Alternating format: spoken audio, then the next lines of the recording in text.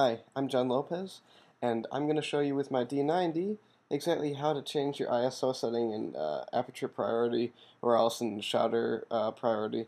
It's really key to know how to change that because if you're using your camera and you don't want to really fiddle with anything but your aperture opening or your shutter speed, it's kind of nice to just have it set up for auto, um, which is under the little menu. So I'm just going to show you real quick.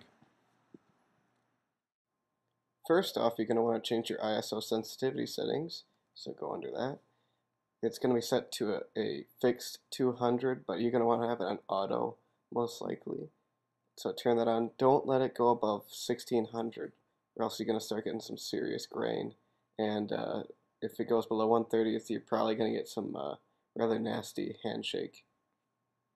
Once that's all set up, you can well, you can shoot normally. I had to use live view to just show you what's going on.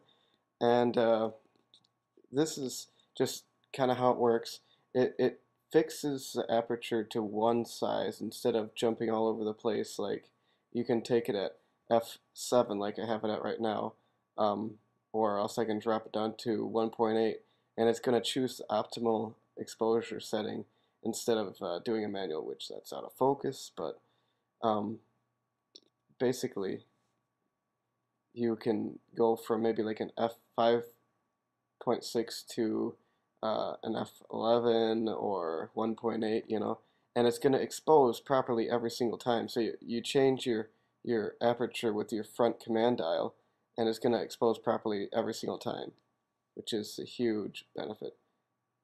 See, and that one's, but side by side, they're the same exposure. Well, just about. Or maybe you didn't want that auto mode on, and so what you would have to do is just go into that same menu and turn off that auto ISO off, and then select whatever ISO it is that you want, using your simple ISO command dial. Hit your ISO button there, and then hit your rear command dial and click it through, and then take your shot. But just remember that sometimes it'll be a little underexposed if you don't have a high enough ISO, because it's not going to be able to control that. It's only going to control the shutter speed for you. Aperture priority, you control the aperture size, but you don't control the shutter speed. And the other way around for the shutter speed, if you want like a certain shutter speed, like 1/60th, if it's too dark, it's going to open it up to like a 1.8. If it's really bright out, hey, you can go up for like an f16. So, but it's pretty simple. If you have any questions, just submit them below, and I'll be glad to do more tutorials. Thanks.